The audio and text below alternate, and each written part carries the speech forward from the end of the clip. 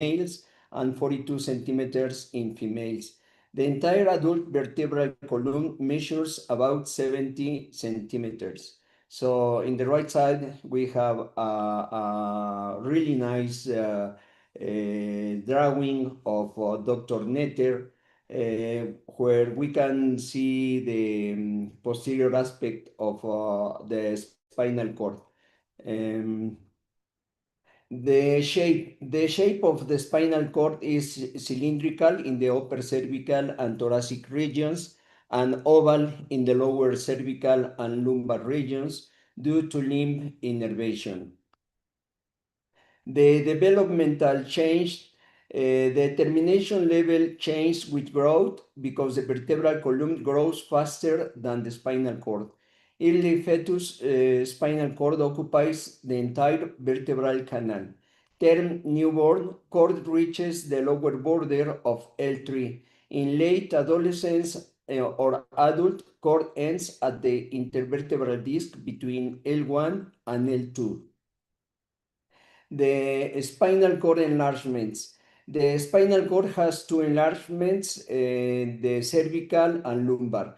The cervical enlargement is going from C3 to T2 spinal cord segments and is related to innervation of the upper extremities.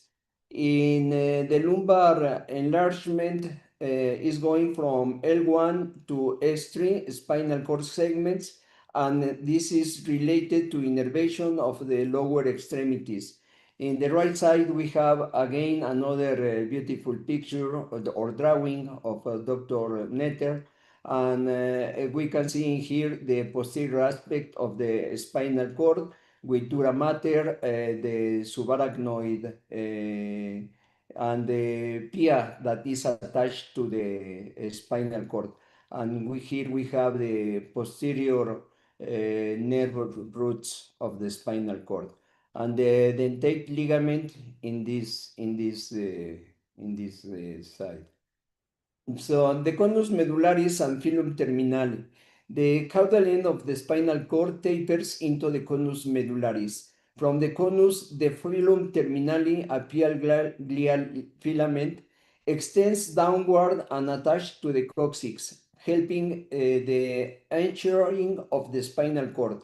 And denticulate ligaments, the spinal cord is also anchored to the dura mater by denticulate ligaments. These are lateral pial folds extending from the spinal cord surface to the dural sheath, and they attach midway between the dorsal and ventral roots.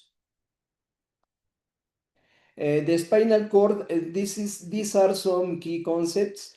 The spinal cord is a cylindrical structure extending in adults from the foramen magnum to the level of the second lumbar vertebra, where it terminates as the conus medullaris. Here we have the foramen magnum, and here we have the conus medullaris in this side. Okay. The spinal cord has two enlargements, as I told you, cervical and lumbosacral, corresponding to regions innervating the upper and lower extremities, respectively. There are 31 pairs of spinal nerves, grouped into 8 cervical, 12 thoracic, 5 lumbar, 5 sacral, and 1 coccygeal. The S4 and S5 and coccygeal nerve arise from the conus medullaris. Spinal nerves exit the vertebral canal through the intervertebral foramina. C1 exits above the atlas, and C8 exits between C7 and T1, and all other spinal nerves exit below their corresponding vertebra.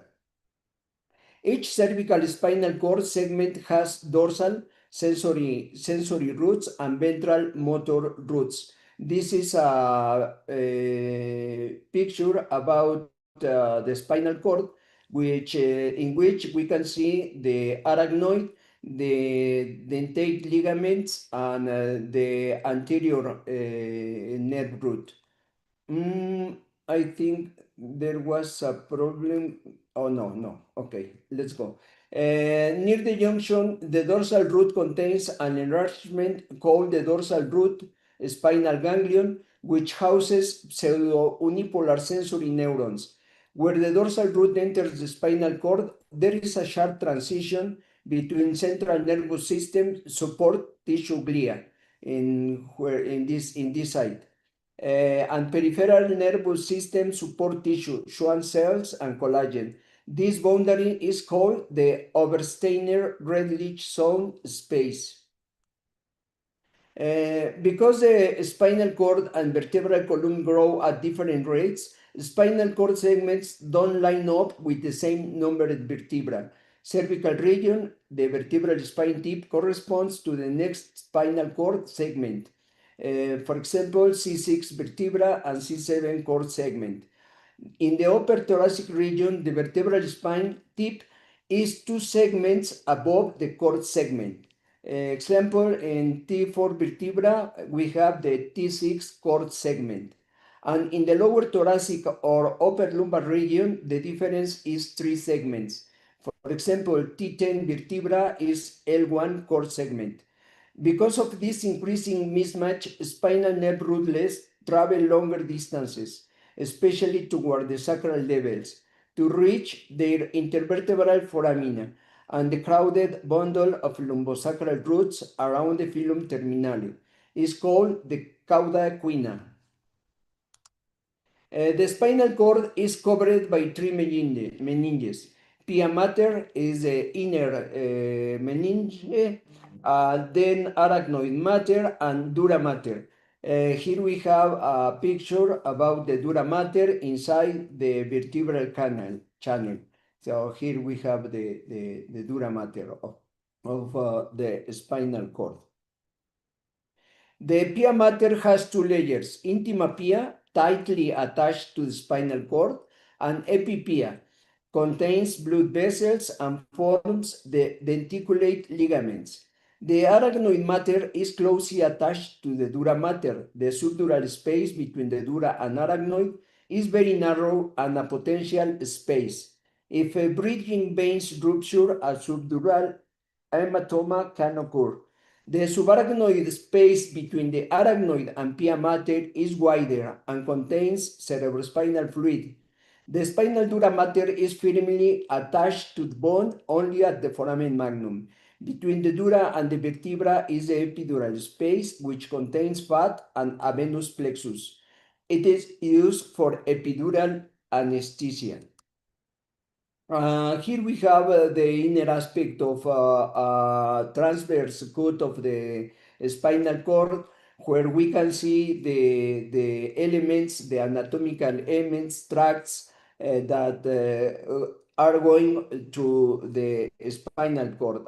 For this is a matter of other lecture, of course. So now we are going to talk about the vascularity. And let me tell you something. For me, it's impossible to talk about vascularity without mention this great professor, Adamkiewicz, because he discovered this interesting artery of the spinal cord, Albert Adamkiewicz. Albert Adamkiewicz drew these drawings in 1881-1882, showing arterial vasculature of the spinal cord and the bidirectional flow of blood in spinal cord vasculature.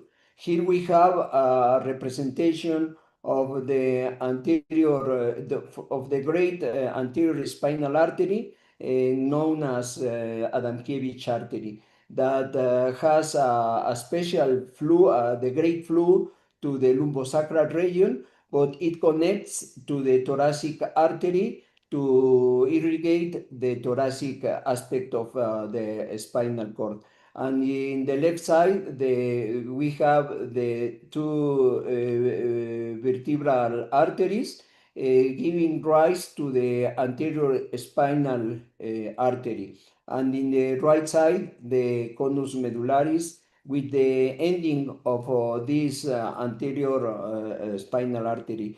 In that time, these pictures were really nice, really good to understand basic anatomy of this artery.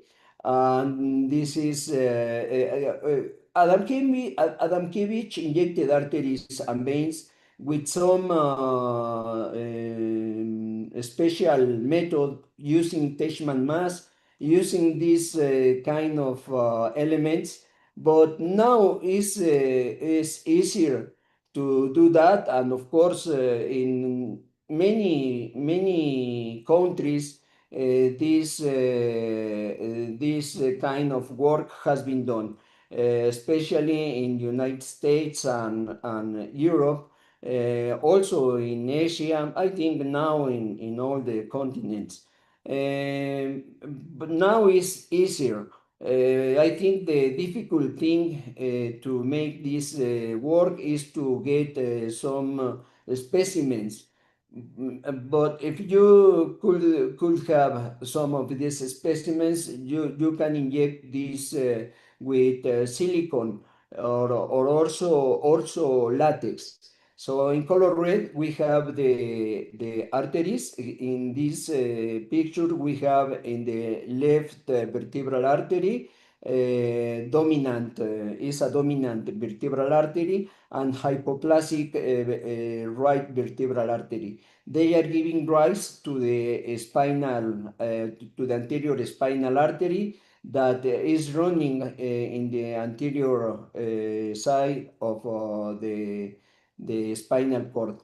I'm going to show you some pictures about this beautiful anatomical region of the human body. So here we have the anterior spinal cord. This is an aspect of the anterior spinal cord in which we can see the Adamkiewicz artery.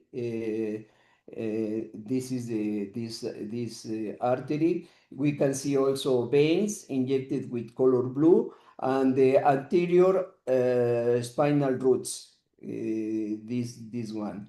And in this view, we can see the posterior nerve roots. And in this picture is very important because we can see the main two arteries that are irrigating the spinal cord, especially the lumbosacral segment.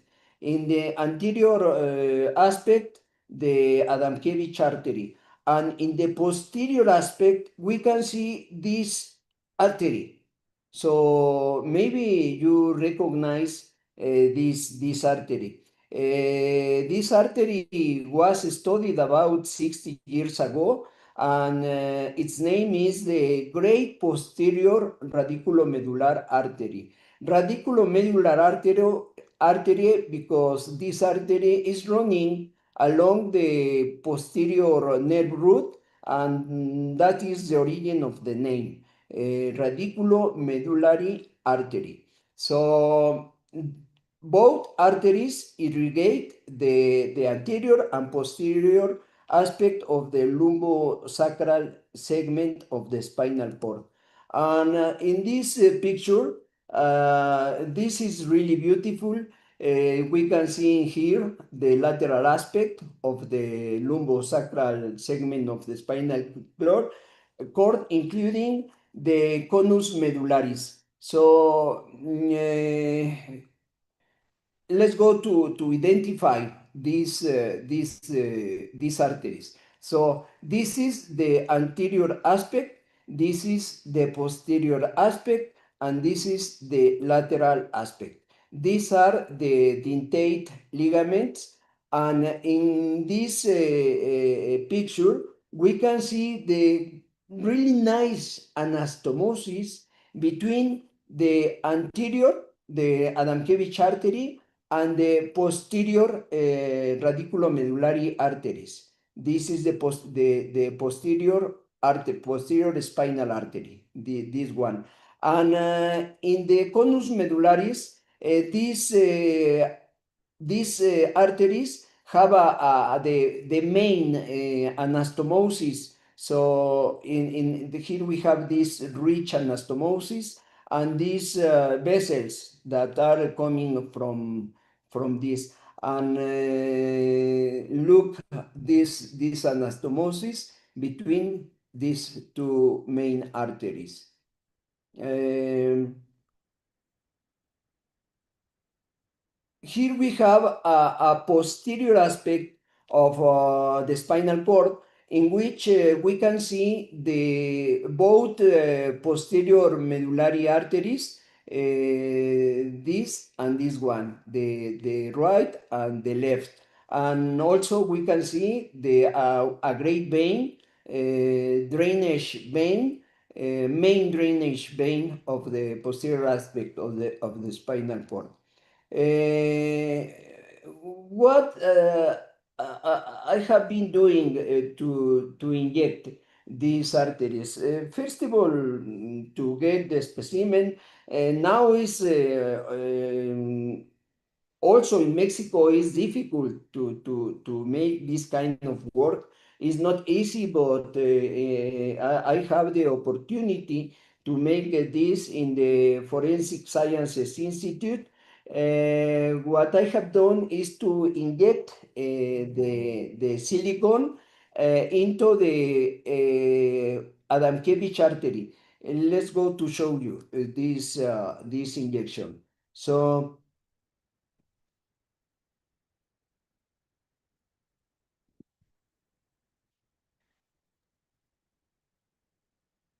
look at this injection is going to very to fine vessels, very small vessels. You can reach these small vessels doing a good injection of the silicone.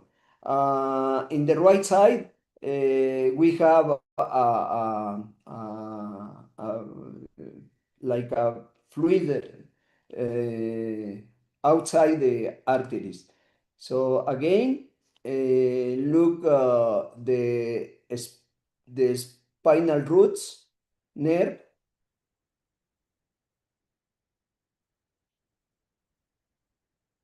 For example, here, look at this.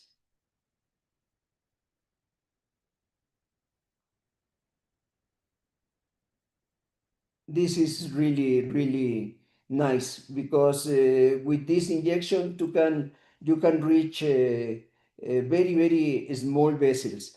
And here we have a picture after the injection. So this anterior radiculomedullary artery is in the anterior aspect of the spinal cord.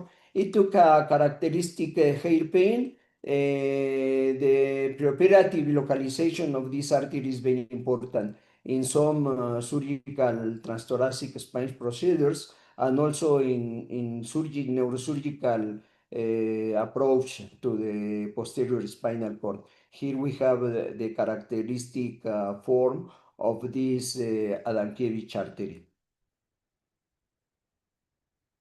like a hairpin. So, in 50 spinal cords that we studied, left-sided vessels was present in 45 specimens, and a right-sided Adamkiewicz artery was present in 5 specimens. This is in the right side.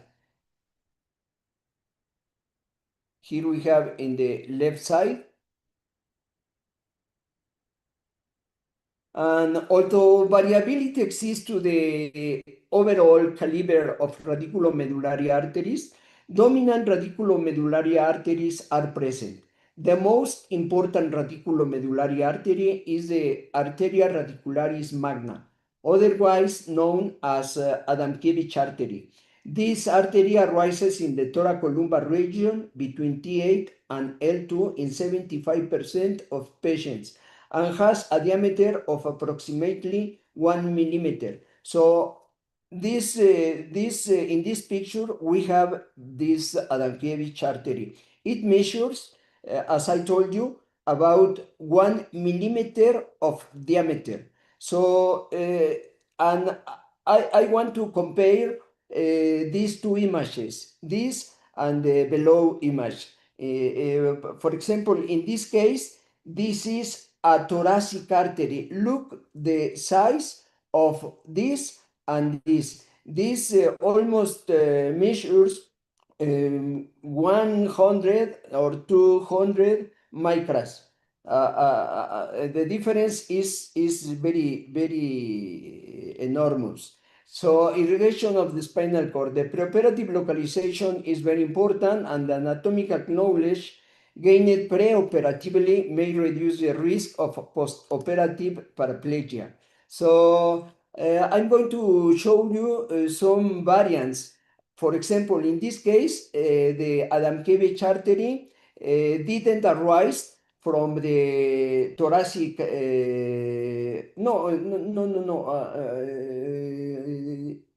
It arises in the thoracic, but in the highest level. It is coming from T3. So here we have the nerve roots 1, 2, 3, 4, 5, 6, 7, 8. 1, 2, 3, 4, 5, 6, 7, 8, and 1, 2, 3. It is coming from T3 in the left side. So this was found in the highest level of the 50 spinal cord studies. So key concept is the spinal cord is anchored to the coccyx by the filum terminale and to the dura mater by the denticulate ligaments. Look at this picture. Here we have the denticulate ligaments. In this case, here, here, here, and here.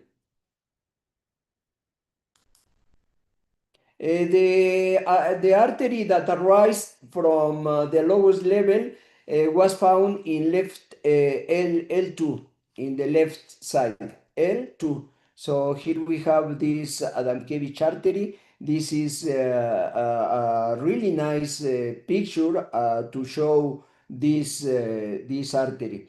And in the next,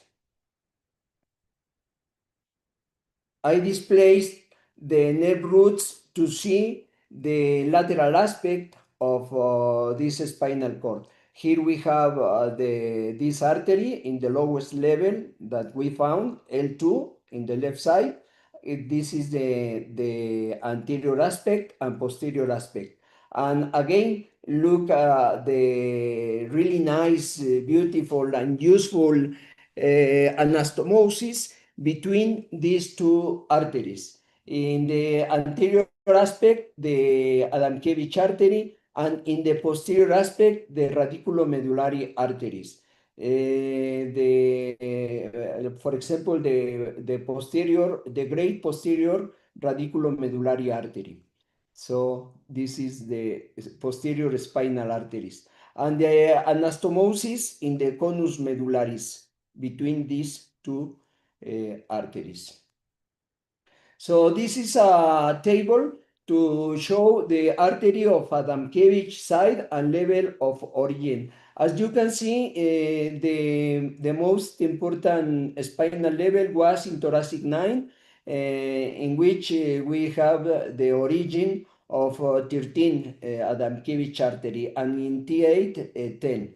So in this case, we have two anterior spinal arteries, this and this one. So anatomy of the great posterior radiculomedullary artery. This artery is really a special, how to say you about this. This is a special feature because the knowledge of this artery is not common, is not well referred in some texts or articles, and understanding the basic vascular anatomy of the spinal cord is very important for imaging interpretation and endovascular and surgical management of spinal cord vascular malformations. Here we have the posterior aspect, and in the posterior aspect, we have two posterior spinal arteries, each one in each side of the spinal cord. For example, left side and right side. And they have a very nice anastomosis between them. And in this case, we have the great posterior radiculomedullary artery. So this artery was discovered about 70 or 80 years ago, no more. So this is really interesting. Let me show you this. For example, the existence of this artery has attracted little attention and has been a matter of debate. Various authors postulate such a vessel. For example, Gillian in 1958, Lasortes 1957, Romanes 1965, and Jellinger. But others do not mention it or even deny its existence. For example, Corbin in 1961, but also in the late 1980, Domis deny the presence of this artery.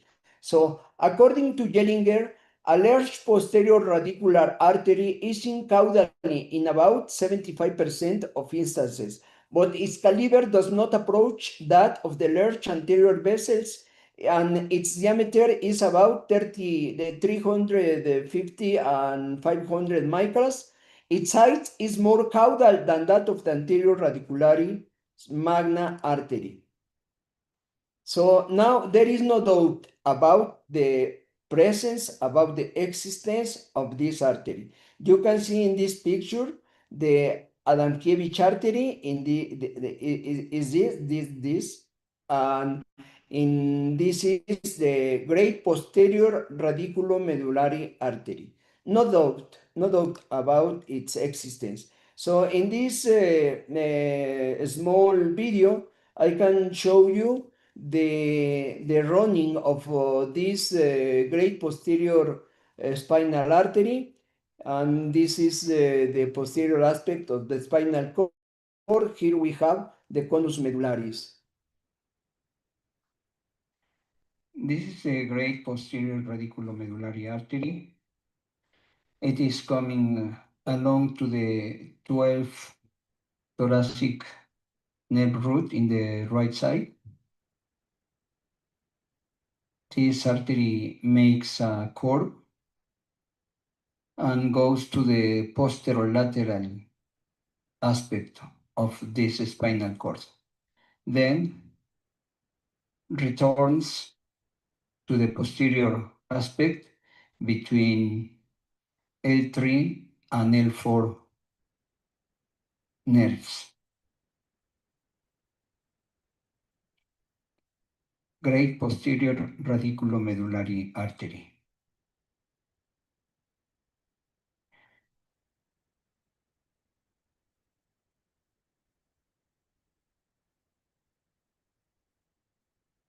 Here we have the posterior spinal artery that is coming from the Adamkiewicz artery. This is the posterolateral aspect of this spinal cord. Here we have the posterior spinal artery. This artery is going to make a beautiful anastomosis with the great posterior radiculomedullary artery.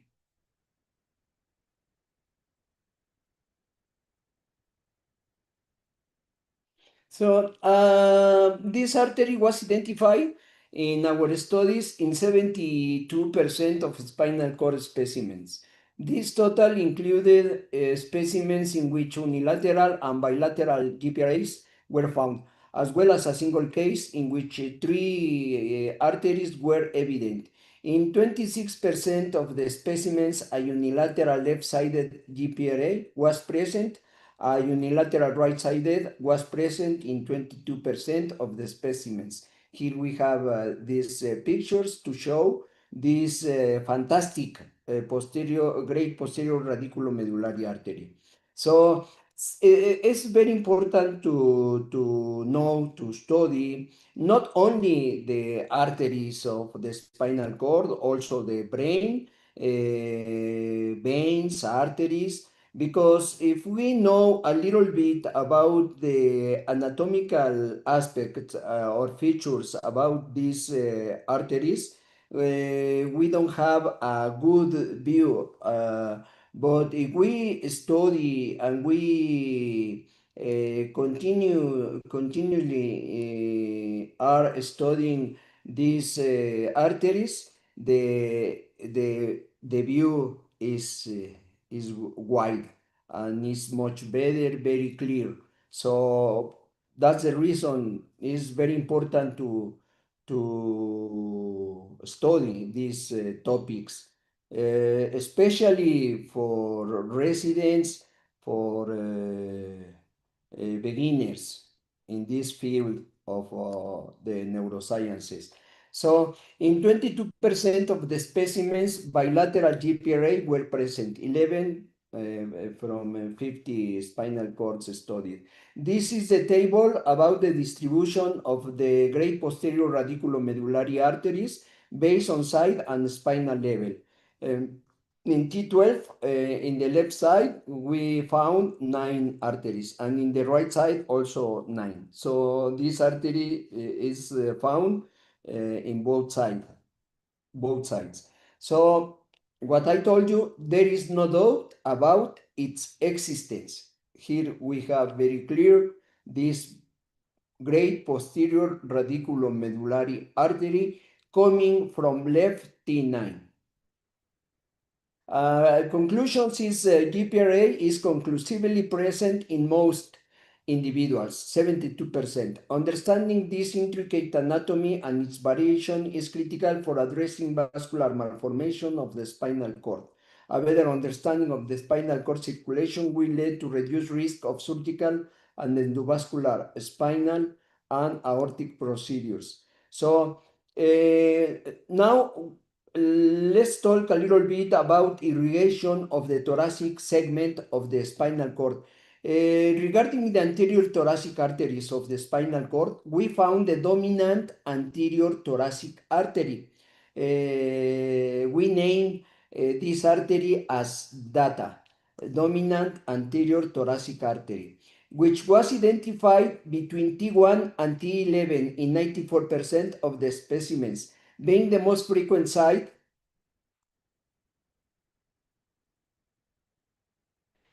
at the level of T4 on the left side. The average diameter of these arteries was about 450 microns with a range of 270 and 260 microns. At least one data was evident in 94 of spinal cord specimens. A single data was present in 66% of the specimens, and the data were identified in 26%. 3 data were identified in a single specimen, all arising 2%, all arising on the left at the level of T3, T7, and T9. So look at this injection of the thoracic artery. Is also a really nice video. Here I am injecting this artery, the data dominant anterior thoracic artery. I'm going to repeat this injection in the thoracic segment of the spinal cord. So I have showed you these videos. They are spectacular, and we can get good information about the drainage of veins in the spinal cord. For example, in this specimen, we had this kind of drainage, and in In this, we had another form, a variation in the drainage vein.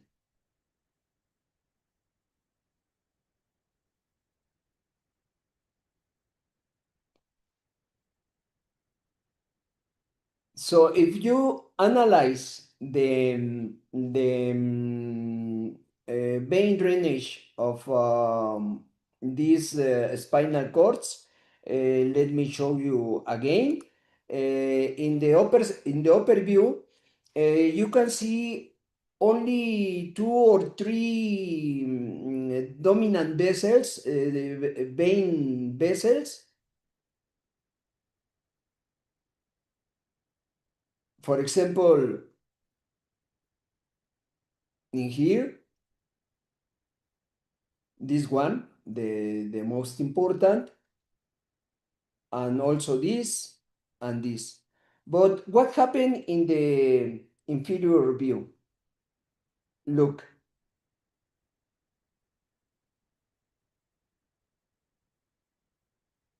in this, we have numerous veins draining the spinal cord. Numerous veins. Here, here, here, here, here. So in here we can make a question. So if we are going to operate simple disc, an extruded disc in the spinal cord, and we have a vein that is damaged in the surgery, and most of the times of some spine surgeons cauterize, close that bleeding. So we should be very careful to avoid the cauterization in all the veins. It's much better to make some pressure with cottonoid instead of close the drainage. Because if you have, for example, if you are closing this main vein, you could have a problem in the drainage of the spinal cord. Here we have numerous, maybe in here we don't have problem. So the great spinal anterior vein, you can see in this picture, this is the great anterior spinal, and the diameter average is about 8.8 millimeters, but is bigger than the arteries.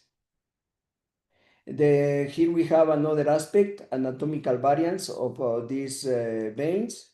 These veins measures about 1.48 millimeters. In both sides, the posterior spinal arteries. Here we have another variation of these veins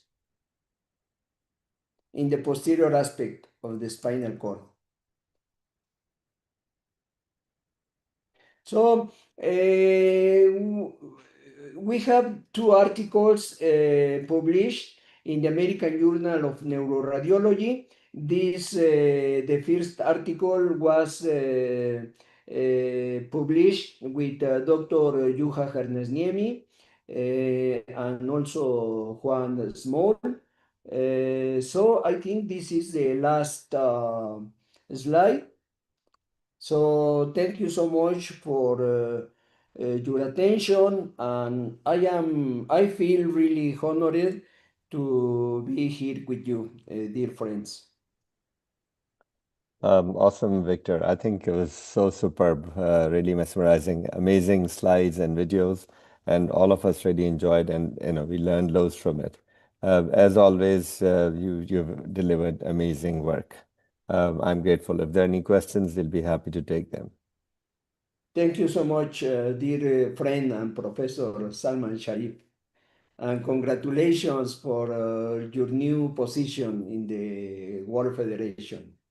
I'm grateful. Thank you. No, I think the most important, how did you how did you get involved in making all these amazing specimens? What really happened?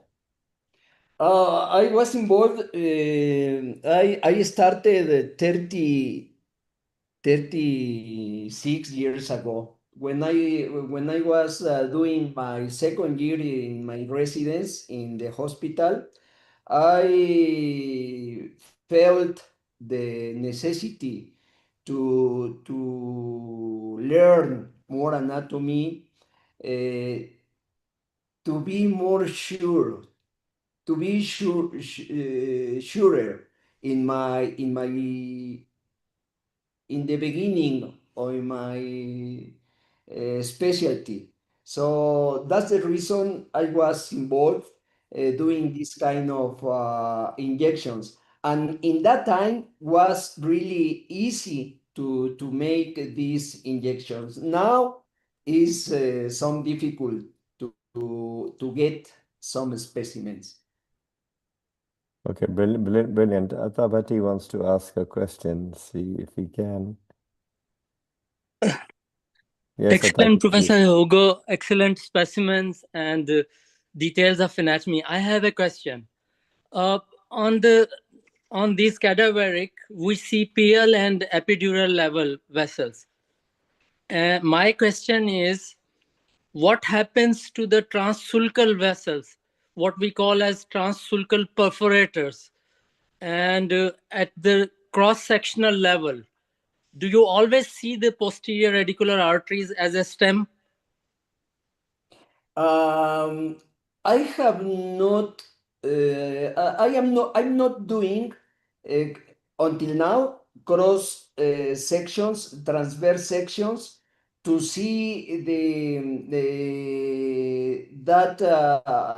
running of the small arteries inside the sulcus. So I don't have a response to you in this question. Right. My observation during digital subtraction angiographies were to have a very beautiful transsulcal supplies, especially in pathologies like AVM and dural AV fistulas. They become more prominent. And angiographically, the anterior transsulcal parts, there are described AVMs which are in relation with the Adam cavix, but they can be approached through selectively into the transsulcal area once the normal supply is very much distinguished. One thing. Second point is the anterior artery is always defined in the sulcus, but the posterior is more like a plexus network. As you beautifully mentioned, the laterality in the posterior greater radicular artery. So the posterior plexus is more abundant anastomosis. And in the cross-sectional level, they supply the posterior 1/3 of the cord. So when we are dealing with the anterior side, it's always tricky and more careful once we catheterize. And there are now the catheters are very soft and navigable, and navigational skill is more harmless because of the soft nature. So that's the comment I wanted to make. Thank you so much for refreshing details of spinal cord anatomy. Thank you, Professor Hugo. Always a pleasure to hear you. Thank you, Thank Atab. you. There's another question from Ahmed Al-Ghanimi, and he's asking, in which cases the occlusion or injury of the artery of Edenkiewicz will lead to paraplegia, and when its occlusion doesn't lead to paraplegia? Is there any cases where you take the Edenkiewicz and it doesn't cause paraplegia, and which specific cases it will cause paraplegia? This question is written in the chat. Yeah, it's written in question and answer on the right side. Okay, I can see that question. So please, Dr. Salman, can you repeat? Yeah, so the question is, in which case the occlusion or injury of the artery of Adamkiewicz would lead to paraplegia? Okay, I think it's not common. It's very uncommon to lesion that artery. What I have seen in my studies is that in most of them, almost 70 to 80%, there are really a very nice anastomosis between the posterior, the great posterior radiculomedullary artery with Adamkiewicz artery. But I think that if you lesion all the completely the Adamkiewicz artery, so we are going to have some damage in the spinal cord, because I think it's not enough the flow of the posterior radiculomedullary artery. You know, the Adamkiewicz artery is about 1 or 1.2 millimeters, and the posterior artery is about 300, 400. The difference is very big. So I think that's the reason we should be very careful for to not damage these arteries. None of them. I have not seen paraplegia due to this Yeah, I think reason. what's happened previously, anytime we used to approach these levels, we used to get an angiogram to see where exactly the artery of Adamkiewicz was, but we don't do that anymore because we haven't seen a worsening of symptoms in these patients at all. Oh, okay. There's another question, and this is from Ahmed Hazim Al Ghori, and he's asking that, he's saying, thank you for amazing lecture. Anterior radiculomedullary artery has more predictable location than great posterior one, but in all situations, we will need preoperative CT angiography. So he's saying that, we know that there's difference between anterior and posterior, but do we need preoperative CT angiogram in every case? I think no. If you are going to make an approach, for example, in some metastases, in some neoplasia in the where this arterial located is very necessary. But if not, I think it's not necessary to do that. I'm grateful. I think amazing. We have no more questions. I'd again like to thank Victor, and I'm really grateful to Ahmed Saleh Al Jardi. As always, he's been very kind and gracious in hosting the Yemeni Society, the World Federation, the Pakistan Society of Neurosurgeons, and the WFNS Young Neurosurgeons. I think all of them are contributing, and it's amazing to have such brilliant lectures from an awesome speaker. So I'm grateful. Do you want to say a few words, Ahmed and Ahmed? Would you like to say a few words? Thank you very much, Professor, and thank you for your support to our education activity and to the activities of the Yemeni Neurosurgical Society. And are we very honored for your participating, you and for Dr. Victor, for this amazing presentation. And also thank you, Dr. Riaz Raja. I see him here also, head of Pakistan Society of Neurosurgeons, for your advice and for your support to these activities. Thank you all very much. Thank you so much. I'm really happy to be with you. Thank you very much. Riaz, would you like to say a few words before we close? You have to unmute. Excuse me. I will pay thanks to Victor Hugo from the Pakistan Society of Neurosurgeons and to Yemeni Society that this program is very beneficial for the undergraduates and even for the postgraduates and also the consultants, that every time we are updated with the knowledge and skills, and we also learn from the juniors and also from the seniors. Thank you so much. Thank you. Thank you. Thank you. Yeah. Thank you, everybody. Wonderful to have you all and hope to see you again soon. Thank you, bro. Thank you and bye-bye.